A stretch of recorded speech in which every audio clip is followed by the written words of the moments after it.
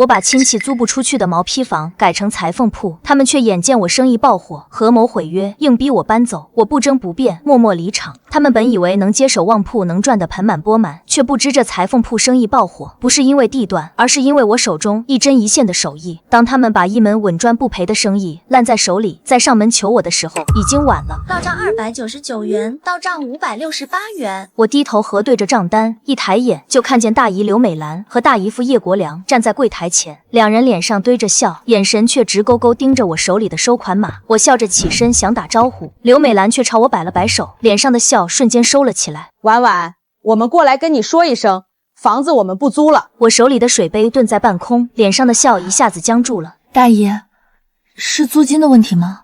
合同里写了逐年递增，咱们都可以商量。我顿了顿，当初这铺子荒了大半年，整条街没人愿意租，墙皮脱落又破又旧，是我不嫌破烂，主动找上门承租，自己花钱翻新装修，才把这冷清门面做成人气旺铺。现在生意做起来了，你们就要收回，未免有点太不近人情了吧？叶国良往前站了一步，抱着胳膊，下巴抬得老高。婉婉，这不是钱的事儿。你看，你一个女孩子，起早贪黑，抛头露面，不如趁早嫁人得了，何必创业开店呢？我强装镇定，反复询问，为什么突然不租了？我们的合同不是还没有到期吗？他们却始终含糊其辞，一会儿说家里有安排，一会儿说亲戚之间好商量，只催我尽快腾房，那急切的样子，仿佛多等一天就少赚了几万块。直到当晚我关店收拾东西时，隔壁水果店的张姐告诉我，他们一家是眼红我生意好，要把店收回来给叶雨开。原来如此，他们以为开店就是租个铺子，挂几件衣服，以为我这日进斗金的生意是天上掉下来的馅饼，却不知道我在背后付出了多少。3年前，这里还是墙皮脱落、无人问津的毛坯底商，是我低声下气求租，一点点装修，一针一线做原创，是我熬夜改稿，跑遍面料厂，死磕版型，才把这家店做成步行街的标杆。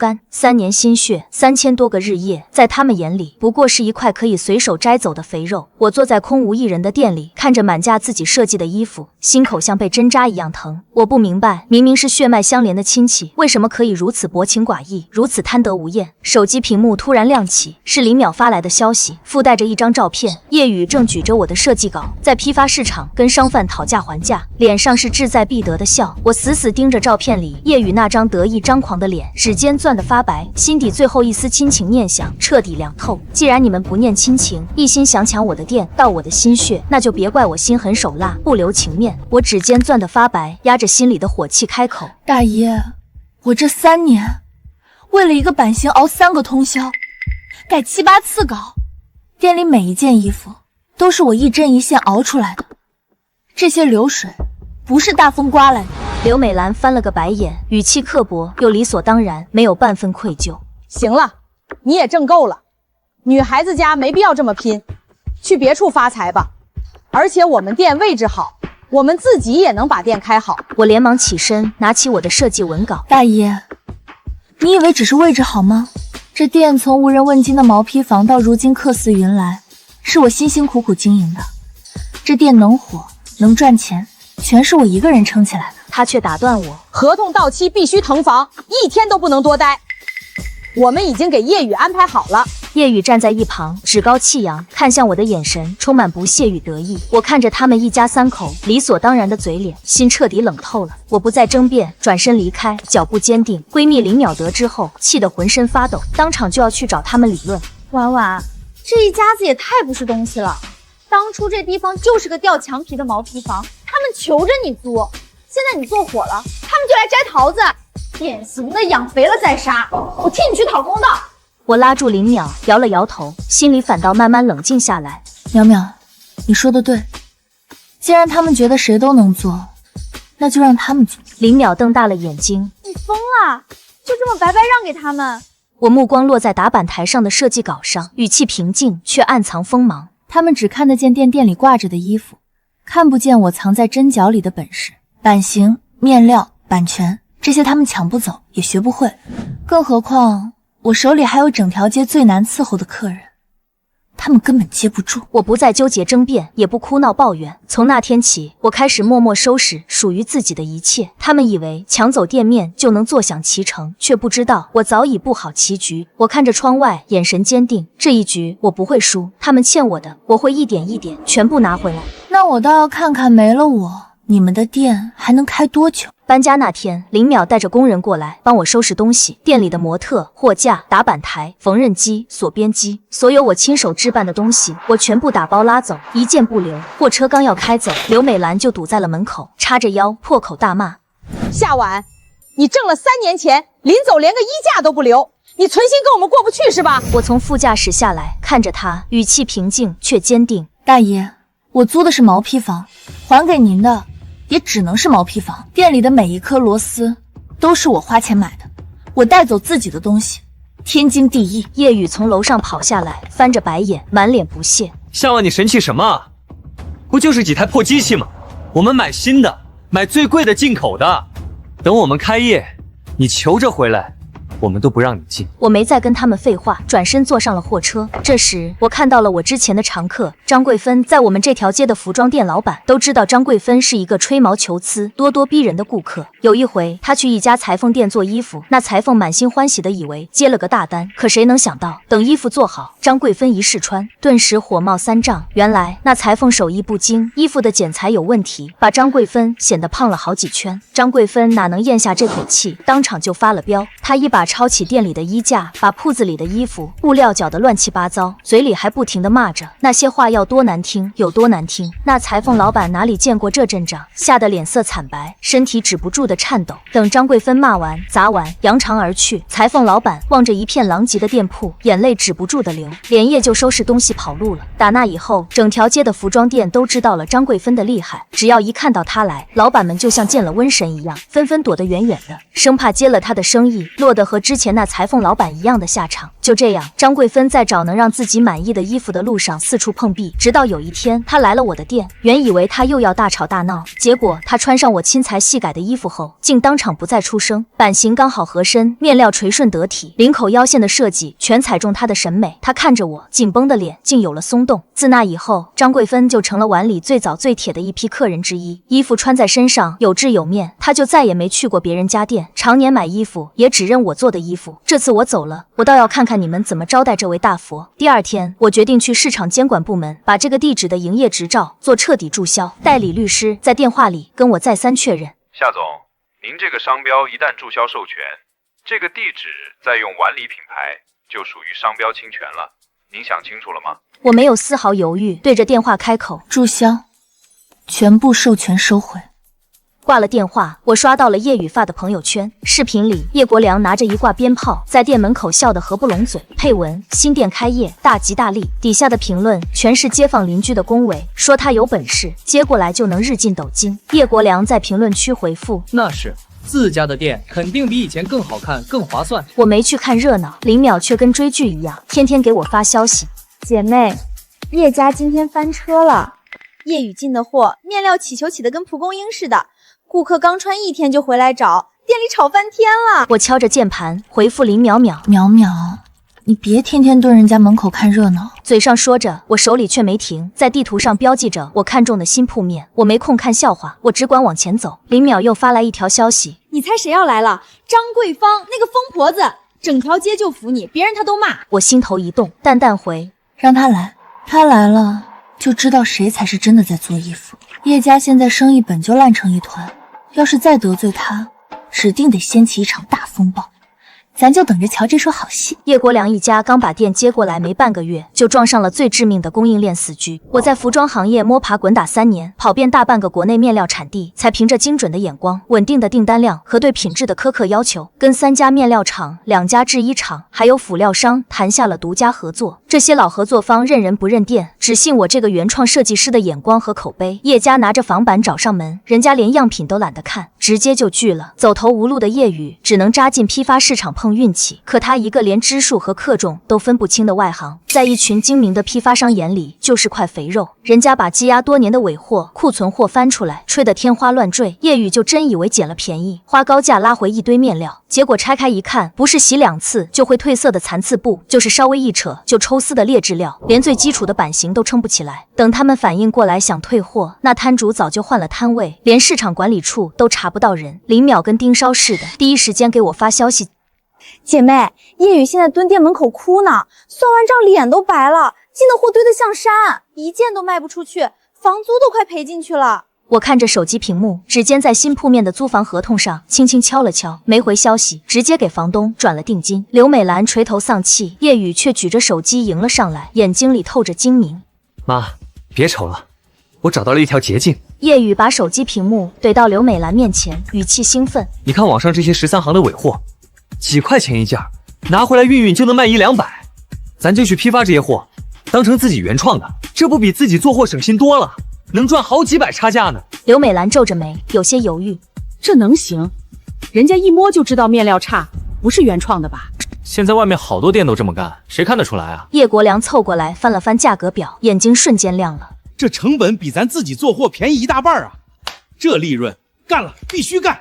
一家3口就这么定了。叶宇兴冲冲地下了单，刘美兰蹲在旁边拆快递，眼睛越睁越大，脸色越来越难看。那天我正在新铺面里盯装修，林淼在帮我盯直播间的设备安装。后来林淼告诉我，那些快递包裹连个正规厂家标识都没有，面料成分标全是瞎印的，连个安全类别都没有。这些3无尾货确实帮叶家解了燃眉之急，货架上挂满了衣服，生意居然短暂回暖了一阵子。而他们不知道，一场灭顶之灾正在悄悄靠近。叶家尝到了低价尾货的甜头，胆子越来越大。他们觉得现在的供应商还是贵。叶宇又去网上四处找，终于找到了一家报价更低的供货商，价格几乎是之前的一半。叶宇激动地跳了起来：爸妈，换这家，成本直接砍一半！叶国良难得有了一丝警觉，这价格也太便宜了吧，靠谱吗？人家走量的，量大从优，正常操作。刘美兰在旁边帮腔：贵的就一定好，便宜的就一定差，你别想太多。一家3口没再多问，瞒着所有人偷偷换掉了供应商。他们没核实资质，没看生产许可，没查面料检测报告，甚至连对方的仓库在哪都不知道。新货到了以后，刘美兰拆开包装，当场皱紧了眉头：老叶，这衣服面料怎么发灰发硬，还有一股刺鼻的味道？应该没事吧？洗一洗就好了，别瞎操心。与此同时，2条街外，我的新店装修已经接近尾声。深夜11点，我一个人在空旷的打板间里调试新缝纫机。机针落下的那一刻，走线平整顺滑，映得我眼睛里全是光。出事那天是个周末，下午正是逛街的高峰期。张桂芬走进店里：谁在这儿开店？原来那丫头呢？刘美兰一扭头，张桂芬不知何时站在了店门口，两手叉腰，上下打量毛坯房一样的店面和这2个陌生的面孔。刘美兰赶紧凑上去：我是她大姨，以后这店我们开。你们开？你们会设计版型吗？会做衣服吗？知道哪儿进料子吗？刘美兰拉着叶宇上前介绍：我儿子可是去广州学了3个月的。才3个月？那夏晚那小姑娘去哪儿了？我想买个她设计的连衣裙。她不干了，以后你在我这儿做，我照样能做。你做？你做个看看。刘美兰随手拿起一条连衣裙给张桂芳试穿，张桂芳刚套上就皱紧眉，伸手一摸面料，脸色当场沉了。这衣服摸着不对啊，味道也不对啊，完全跟之前不一样啊！刘美兰瞬间慌了神，强装镇定，硬着头皮辩解，还想靠着嘴皮子蒙混过关。大姐，你别激动，别嚷嚷。我们店虽然换了裁缝，换了经营者，但质量绝对靠谱不差。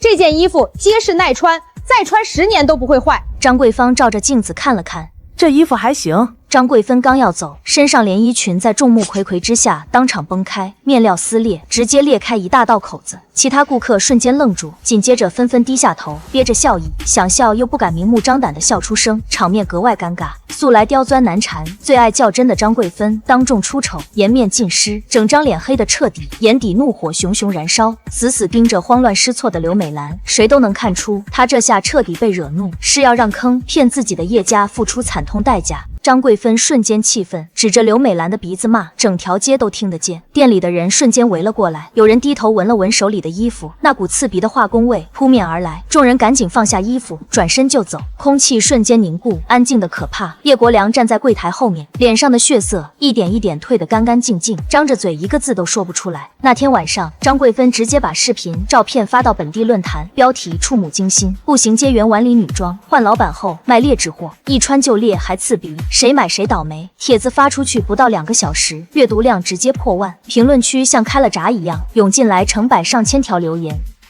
天哪，这是张桂芳啊！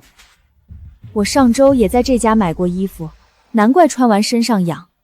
给孩子穿这种东西，简直丧良心。更多买过衣服的顾客纷纷出来吐槽，舆论彻底失控。叶家3口在家里急得团团转，刘美兰吓得不停哭闹。就在一家人手足无措的时候，评论区有人问了一句：这家店到底有没有商标授权，有没有营业执照？这条评论直接被顶到了最上面，点赞数蹭蹭往上涨，根本压不住。我躺在家里的沙发上，看着0秒转发过来的截图，长长吐出一口气，该来的终究还是来了。叶国良做了一整晚的噩梦，梦里他的店被无数人围得水泄不通，所有人都指着他骂，指着他追责。他从梦里惊醒，才发现现实比噩梦还要可怕。天刚一亮，他就让叶宇赶紧联系供货商退货，电话打过去，关机换个号码再打，还是关机，人跑了，连带着他们付的货款一起消失得无影无踪。叶国良的声音全程都在发抖，整个人瘫在沙发上。与此同时，网上的帖子还在持续发酵，有人贴出了更多的证据，有人扒出了他们盗用晚礼商标的侵权记录。刘美兰疯了一样在家里翻箱倒柜，把每个抽屉都翻了个底朝天。许可证呢？营业执照呢？商标授权书呢？叶国良抬着头，声音沙哑无力，每一个字都像在发抖。那证上面从来都是夏晚的名字。刘美兰的手瞬间停在半空中，整个人当场僵住。他们从头到尾一直在无照经营，一直在商标侵权，没有营业执照，没有商标授权，没有正规进货渠道，没有面料检测报告，没有任何合法经营手续。叶国良的脸白得像一张纸，嘴里喃喃吐出2个字：完了。事情到了这一步，已经不是他们关起门能解决的小事了。有热心网友把前因后果整理成了一篇长帖，从我3年前租下毛坯房苦心经营，到叶家眼红撕毁、租约抢店，再到如今售卖3无产品出事，时间线清清楚楚。帖子被疯狂转发，舆论彻底一边倒。典型的农夫与蛇，现实版卸磨杀驴，把人家小姑娘3年心血抢了，自己连卖衣服都不会，活该。叶家楼下的铺面门口被人贴满了黑心商家的纸条，卷帘门上被泼了油漆，整条街路过的人都要指指点点。这天下午，叶家的信箱里塞进来一张正式的整改通知，限期要求提供有效的营业执照和商标授权，否则依规严肃处理，还要承担侵权赔偿责任。叶国良拿着那张纸，手抖得像筛糠一样。他忽然想起1个月前我搬走那天，叶宇还理直气壮站在门口大喊：不就是几台破机器吗？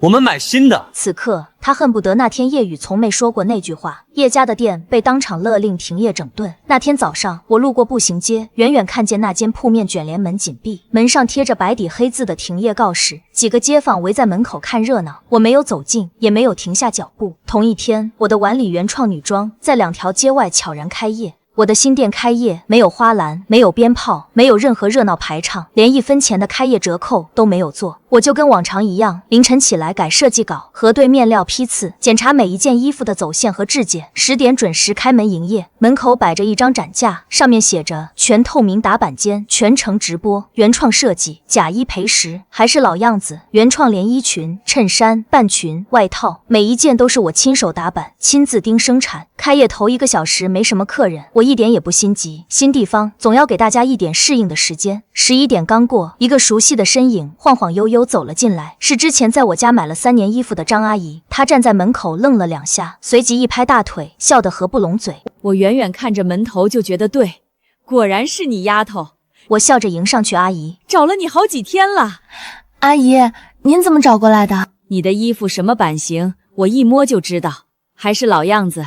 来看看新款衬衫。我把衣服递过去的时候，手都忍不住在抖。张阿姨摸了摸衣服的面料，又看了看走线，长长叹了一口气，什么都懂了。那天下午，店里的人慢慢多了起来，老顾客一个接一个找了过来，熟悉的扫码提示音又一次在店里响了起来。我正蹲在仓库里理货，就听见前厅有人拍桌子吵架。叶国良的声音立马传过来，我擦了擦手，赶紧走出去，看见叶国良铁青着脸站在店中间，神色难看至极，浑身都透着一股歇斯底里的戾气。店里还有2、3桌客人都被他这动静吓了一跳。他看见我，眼睛瞬间红了，指着我的鼻子嘶吼：夏婉，你是不是故意的？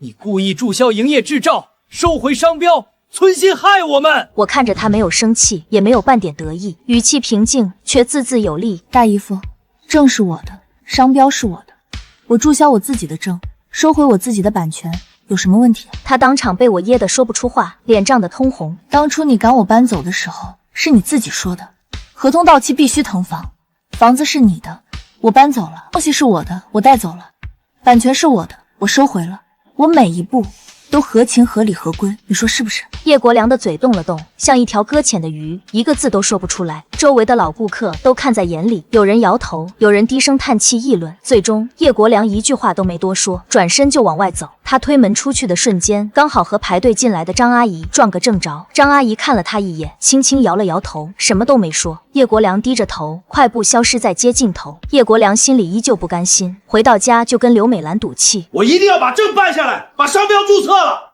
我就不信离了他夏晚我还开不了店。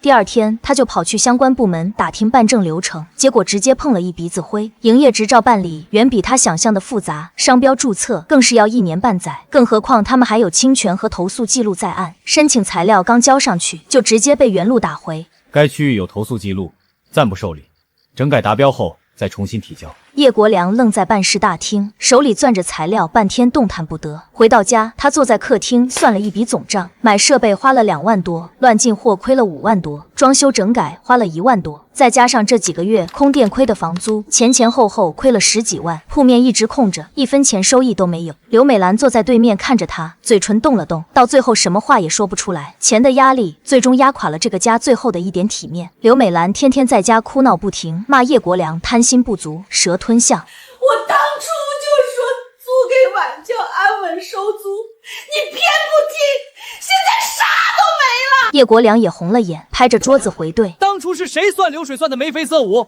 是谁说傻子才继续租给他？老两口天天在家吵架，日子过得天翻地覆，而叶宇更是惹上了天大的麻烦。之前为了装修铺面，叶宇找朋友借了一笔钱，说好1个月准时还款，结果店黄了，1分钱都还不上，债主直接找上门来要钱，拍门拍得砰砰响。叶宇再不出来还钱，我直接把门拆了。叶宇吓得躲在房间里不敢出来，浑身发抖。叶国良没办法，只能自己去开门，好说歹说才把债主暂时劝走。关上门的那一刻，他一个人坐在空荡荡的铺面里，看着落满灰尘的货架和空荡荡的试衣间，他头一回真正感到了后悔。就在这时候，叶宇偷偷凑过来，眼睛里闪着光。爸，我认识个人，说能帮咱搞定商标和许可证的事儿。叶宇说，网上有个网友介绍的，不管啥手续缺了，都能补齐办好，价格也简单，先交1万块定金就行。叶国良本来心里不相信这种歪路子，但走投无路的人就像溺水抓到一根稻草，明知道不靠谱，也拼命想抓住。他咬了咬牙，从家里存折取了1万块，让叶宇给对方转了过去。对方收到钱，很快发来一句定心的话：放心，1周之内全部给你安排妥当。1周过去了，半点消息没有；2周过去了，还是人影都不见。叶国良赶紧让叶宇催进度，结果电话打过去，号码已经注销，微信发过去，对方早已不是好友，1万块钱直接打了水漂。叶国良气得浑身发抖，指着叶宇的鼻子狠狠骂了整整1个小时。叶宇低着头，一声不敢吭，全程挨骂。雪上加霜的事紧接着又来了。之前在他家买衣服过敏的几位顾客集体找上门，要求赔偿医药费、误工费、精神损失费，1分都不能少。领头的就是那个孩子过敏的年轻妈妈，她站在叶家门口，身边还跟着家里人，还有委托的律师。叶老板，我们需要好好谈谈赔偿的事。叶国良躲在门里，膝盖不由自主发软，连开门的勇气都没有。而我这边的新店慢慢走上了正轨。刚开业那几天，生意确实冷清，但本地就这么大，口碑传得最快。1个礼拜后，张阿姨带来了她的老姐妹，老姐妹又带来了自己的朋友，客人一点一点慢慢多起来。日流水从第1天2000多涨到第5天8000，第10天做到15000，半个月后直接稳定到2万多。我心里清楚，再给我一点时间，一切都会回来。那天傍晚收摊，我站在门口整理橱窗，余光无意间瞥见马路对面站着一个人，是叶国良。他站在对面人行道上，盯着我店里排队的客人，看起来疲惫又憔悴，跟之前那个意气风发的大姨夫完全判若两人。我没有抬头打招呼，低头继续整理我的衣服。等我再抬头时，他已经转身走了。后来林淼跟我说，叶国良走的时候狠狠撂下了一句话：我做不成，你也别想好过。林淼把这话告诉我，气得脸都红了。这一家子也太不要脸了，自己作死，还想拉你下水。我没说话，只是手里的挂烫机顿了一下，然后继续干活。那几天我总感觉要出事，但又说不上来。直到那天清晨10点，我照常开门营业，熨烫衣服，整理货架，一切照旧。11点林淼来了，但他不是来买衣服的，脸色特别难看。姐妹，出大事了！他把手机递到我面前，是本地生活平台的一篇帖子，发帖时间凌晨2点，正是我在打板间改稿子的时候。帖子标题触目惊心，揭露碗里女装黑心内幕，抄袭设计，售卖洋垃圾，甲醛超标坑人。正文配了4张看起来很真实的照片，一张堆满垃圾面料的仓库，一件标着洋垃圾的旧衣服，一张发霉的布料，一张走线歪歪扭扭的残次品。每张照片看着都吓人，却没有一张是我店里的。但帖子上明明白白写着碗里女装4个字，定位精准，标在我新店的地址上。评论区已经刷了上百条留言，又一个黑心商家，太恶心了。刚在他家买了衣服，没想到也是一路货色。这年头还有能放心买的女装店吗？我盯着那4张假照片看了很久，手指攥紧了手机，指节泛白。林淼看着我，语气急切：你心里知道是谁干的吧？我没有回答，心里早就有数。帖子发酵得很快，当天我的生意果然受了大影响。本该热闹的周末，店里稀稀拉拉没几个人，有客人走到门口，低头看完手机帖子，转身就走；还有人专门过来，探头探脑，往打板间和仓库张望核实。有个女生站在柜台前，语气带着怀疑：老板，你们家衣服真是原创的吗？网上说你们抄袭，用洋垃圾。我把手里的设计稿和面料检测报告往柜台上一放，原件就在这里，你可以随便看。打板间全透明，你也可以随便进。那人尴尬笑了笑，挑了2件衣服试穿，但更多客人直接选择不来了。林淼坐在角落，气得拍桌子，火冒3丈。肯定是叶国良那王八蛋干的，你赶紧报案啊！我摇了摇头，没有证据，怎么报？那你就这么忍着？我没有回答，心里已经想好对策。收摊之后，我直接去了一趟电子市场，买了几样关键设备带回店里。那天晚上，我一个人在店里忙到半夜12点。林淼给我打电话，问我在忙活什么，我只回了他4个字：装摄像头。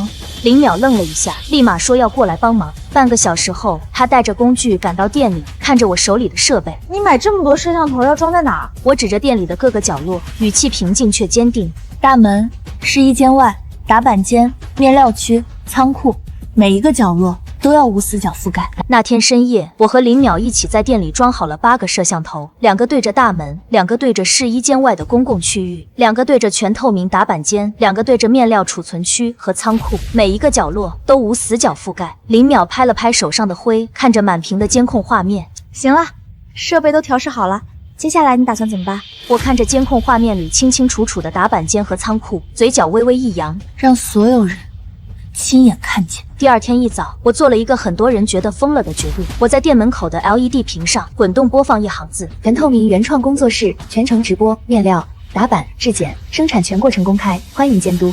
然后我把打板间、面料区、仓库的实时监控画面接到了直播账号上，开了一个24小时不间断的直播间。上午10点，直播间画面亮起，我一个人坐在打板间里，开始画设计稿，没有滤镜，没有美颜，没有花哨的话术，就是最原始的画面。铅笔在纸上勾勒线条，橡皮擦掉修改，一笔一笔，每个细节都看得清清楚楚。开始的时候，直播间里只有3、5个人，弹幕稀稀拉拉的。这是干什么的？卖衣服的还直播画稿子，真的假的？我没有说话，只是埋头干活，选面料，核对成分，打板，裁布，用缝纫机走线，锁边，每一个动作都在镜头里看得清清楚楚。我花了整整6个小时，从一张白纸到做成一整件完整的样衣。直播间的人数从最开始的3、5个人，慢慢涨到了几百，再到2000多，弹幕越来越多，全是夸赞和惊叹。这也太厉害了吧！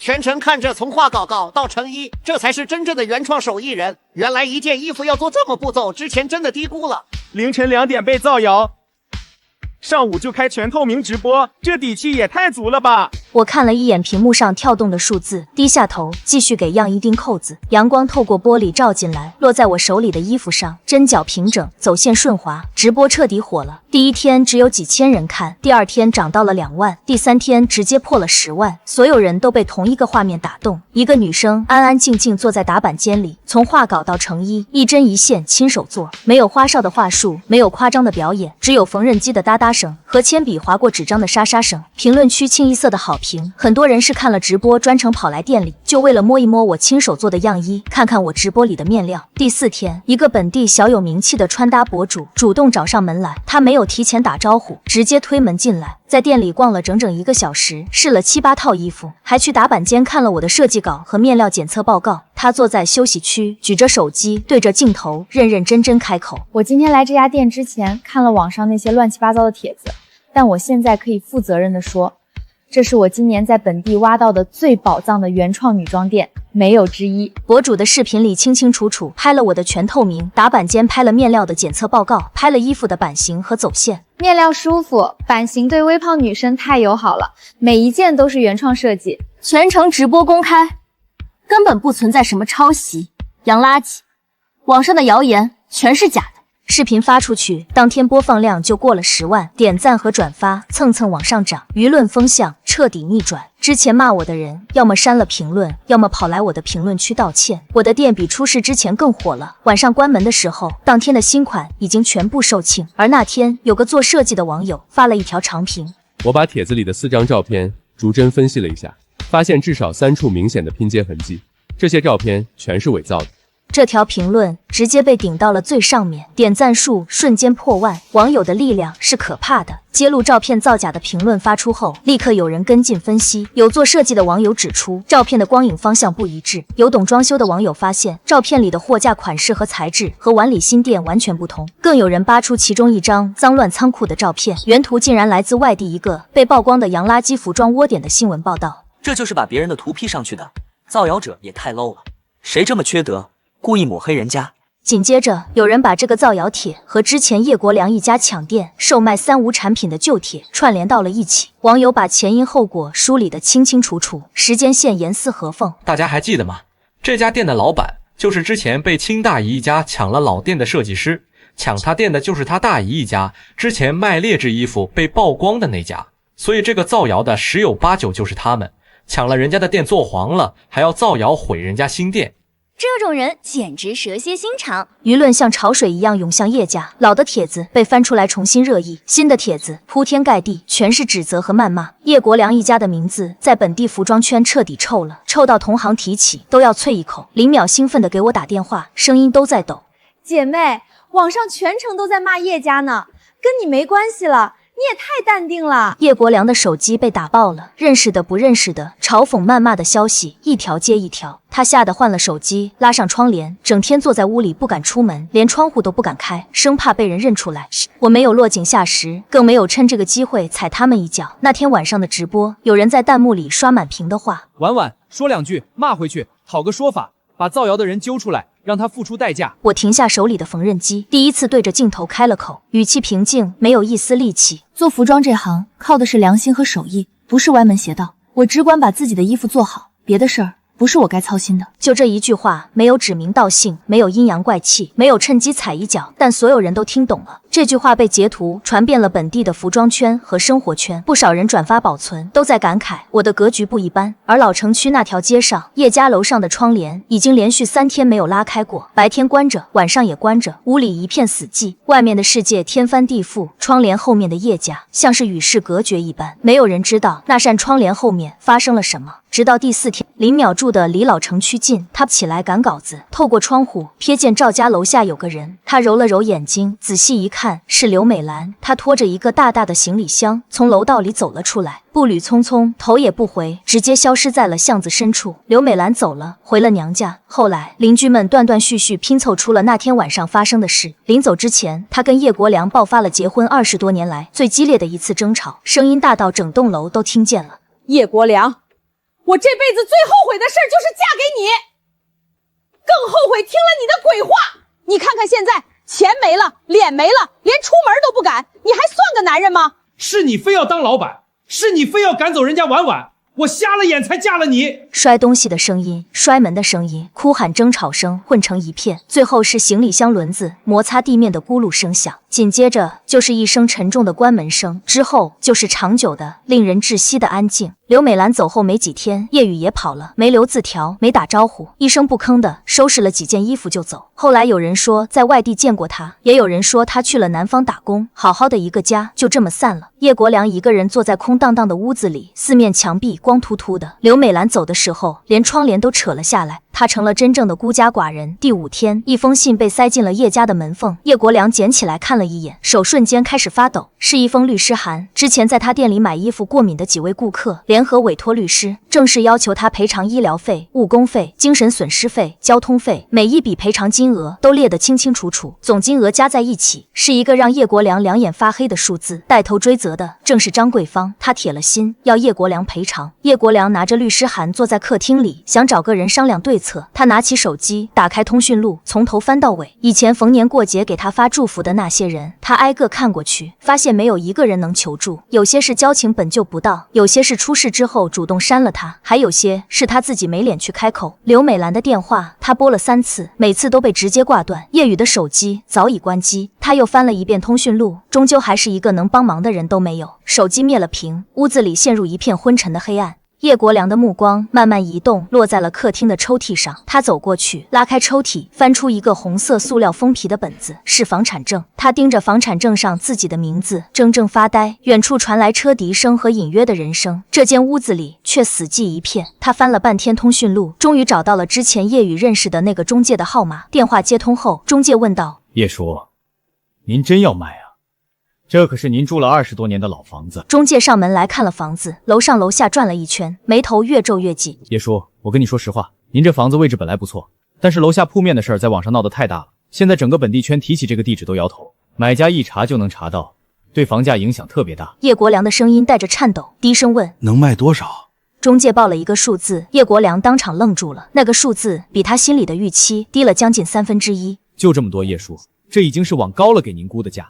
说句不好听的，你这房子现在带着黑心商家的标签，很多人根本不愿意过来看房。叶国良绝望地闭上了眼睛，整个人晃了晃，差点摔倒。那天深夜，他一个人爬上了楼顶的天台。老城区的夜晚很安静，偶尔有几声犬吠传来。他靠着天台的围栏站了很久，夜风把他单薄的衬衫吹得鼓鼓作响。远处的街区亮着一盏暖黄色的灯，他清清楚楚知道那是哪里。2条街外的晚礼女装，那个被他亲手赶走的小姑娘开的新店。那盏灯像一只不会闭上的眼睛，安静地亮在夜色里。叶国良望着那盏灯，眼泪顺着满是皱纹的脸缓缓淌了下来。清晨8点，天刚亮透，我提前到了店里。我先检查打板间的设备，再核对今天到的面料批次，然后开始画今天的新款设计稿。一切跟往常一样。9点10分，我去开卷帘门，铁门哗啦啦的卷上去，晨风扑面而来，带着一股清凉的潮气。然后我看见了他，叶国良站在门口，不知道已经默默站了多久。天还没有全亮，路灯的光昏黄暗淡，把他的影子拉得又长又瘦。他脸颊凹进去，颧骨凸出来，眼睛浑浊无神，被佝偻的厉害，2只手无处安放的垂在身体两侧，和3个月前那个挺着啤酒肚、拍着胸脯扬言自家店生意一定红火的大姨父完全判若两人。我们对视了几秒，他张了张嘴，嘴唇哆嗦了半天，像是有1000斤重的东西压在舌头上。婉婉，他的声音嘶哑的几乎听不清，带着哭腔。我来求你件事儿。我没有说话，转身径直走回了打板间。设计稿还在案板上等着我，我把铅笔拿在手里，一笔一笔勾勒线条，动作始终没有停下。身后传来叶国良细微的脚步声，他跟着我进了店，站在打板间门口，不敢靠前。我背对着他，手里的铅笔在纸上划过，发出沙沙的声响。门外的天色一点点亮了起来。什么事？我头也没回，手上画稿的动作依旧没停，线条在纸上被画出来，擦掉，再画出来，再改下去。叶国良站在身后，声音低得像蚊子横。那几个告我的人，我赔不起，我不想出事儿，你帮我给他们说说情，看看能不能少赔点儿。我的手停了一下，然后继续画稿。屋子里安静了很久，只有铅笔划过纸张的沙沙声，一下一下在空旷的店里回荡着。大姨父，我终于开口，声音平淡，没有起伏，却字字诛心。当初你赶我走的时候，有没有想过今天？你让我合同到期必须搬走的时候，有没有给过我说情的机会？当初你们一家3口算计我一天能赚多少流水的时候，有没有想过我3年的辛苦？不是一句对不起就能把所有恩怨一笔勾销。他依旧沉默，一句话也回答不出来。身后传来他压抑的、沉重的呼吸声。我转过身来看着他，眼神平静。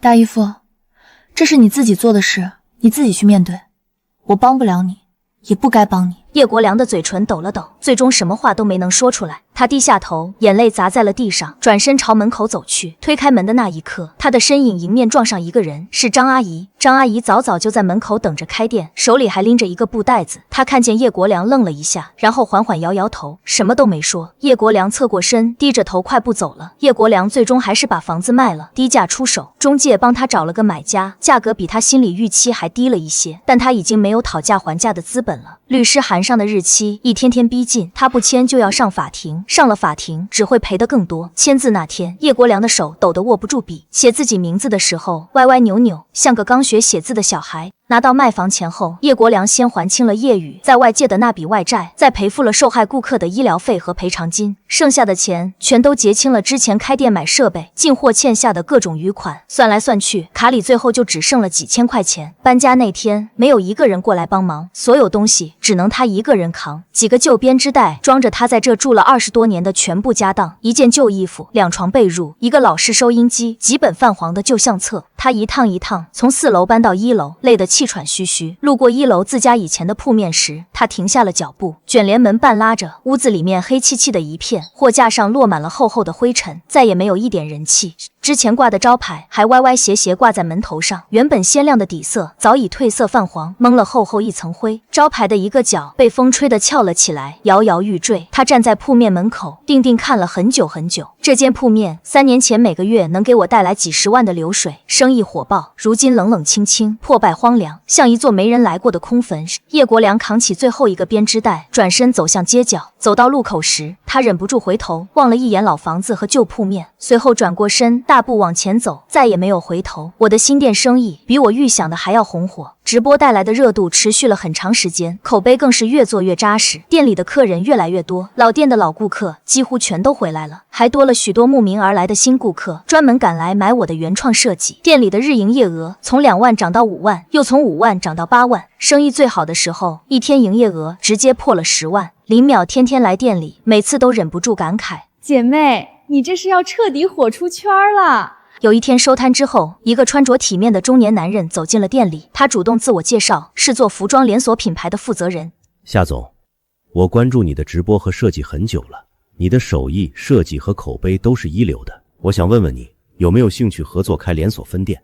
我来负责出资和门店运营，你只管设计和品质把控就行。面对这个提议，我没有一口答应，也没有直接拒绝。送走连锁负责人之后，我一个人坐在打板间发呆了很久。开分店就意味着要做标准化，不再是我一个人亲手打板盯每一件衣服的生产。我守惯了安安静静的打板间，心里难免顾虑重重。我怕店子做大了，衣服最初的温度就变了。手工做出来的设计，最怕的就是丢掉原本的真心和初心。当天晚上，林淼来找我喝酒，我把开分店的事跟他说了。他沉吟了好一会儿，拍着我的肩膀，认真劝说：姐妹，你的好设计值得让更多女生穿上。你一个人累死累活，一个月又能做多少件衣服？我没有说话，只是默默灌了一口闷酒，心里依旧犹豫不定。就在我左右为难的时候，我的手机突然响了，是个陌生号码。电话接通后，那头沉默了2-3秒，安静的有些反常。紧接着，一个女人带着浓重哭腔的声音传了过来：婉婉，我是大姨。我握着手机愣了一下，心里满是意外。刘美兰的声音断断续续，听得出来已经哭了很久。婉婉，我知道你肯定不想接我电话，但我还是想跟你说一声，当初的事都是我的不对。刘美兰在电话里哭得泣不成声。那天你搬走的时候，我就在楼上看着你一趟一趟搬东西，我心里其实也不好受，但我没拦着老叶，还帮着他算计你。我当初还跟着他一起算你一天能赚多少钱，处处针对你，我也有错，真的错了。我握着手机靠在打板间的墙上，盯着头顶的白炽灯看了很久。我跟老叶已经彻底分开了，我回了娘家，再也不回去了。他吸了吸鼻子，声音哽咽，满心都是愧疚。我打这个电话没别的事儿，就只想跟你说一句对不起。这些话憋在我心里，压得我实在喘不过气。电话两头沉默了很久，最终我只说了4个：都过去了。说完这4个字，我直接挂断了电话。我不知道自己是不是真的彻底放下了过往，但我心里清楚，有些恩怨纠缠下去没有任何意义。我不恨刘美兰，也早就不恨叶国良了，我只是不想再和那段糟心的日子有任何牵扯。挂了电话，我站在打板间里愣了很久，脑子里乱糟糟的。没等我平复好心情，手机又一次响了起来。消息传来，叶宇在外地出事了。叶宇当初一声不吭离家出走，独自跑去了南方打工，在当地一个服装批发市场做导购，安稳日子没过到1个月，就被黑心老板忽悠去做所谓的高薪带货主播，结果身份证被扣押，还被骗交了不少保证金，最后好工作没做成，交的钱也打了水漂，1分钱没剩。他身无分文，流落街头，连着几天睡在桥洞底下，实在撑不下去了，才借了别人的手机打了电话回家。他唯一能打的就只有叶国良这个亲爹。叶国良那时候已经搬进了城郊一间月租300块的老旧出租屋，屋子就10来个平米，狭小又拥挤，简陋到极致。屋里只有一张铁架床，一张旧桌子，还有一个小电饭锅。窗户对着隔壁一面灰扑扑的墙，一点采光都没有。他白天就在附近建材市场打零工，扛水泥、搬瓷砖，风里来雨里去，一天累死累活，也就挣个180块。父子俩在电话里沉默了很久，谁都没有先开口。最后是叶宇带着哭腔的声音从电话那头传过来：“爸，我没钱了，我想回家。”电话那头又是一阵长久的沉默，满是心酸和无奈。你在哪儿？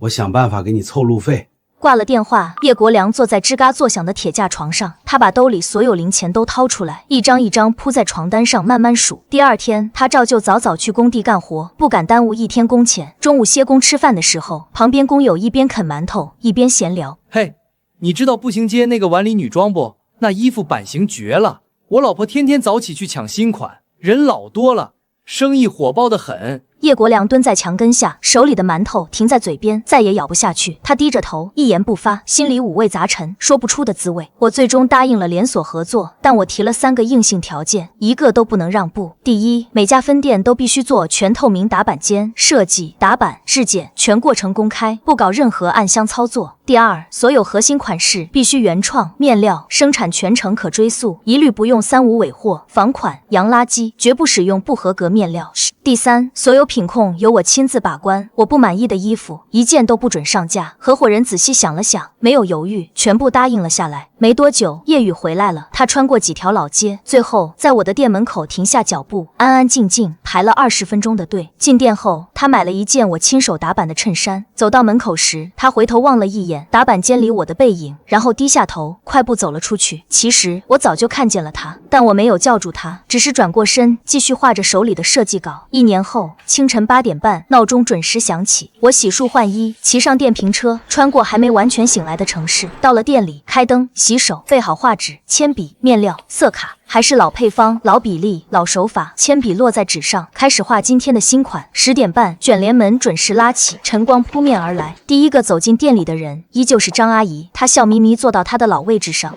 婉婉，我又来看店里的新款了。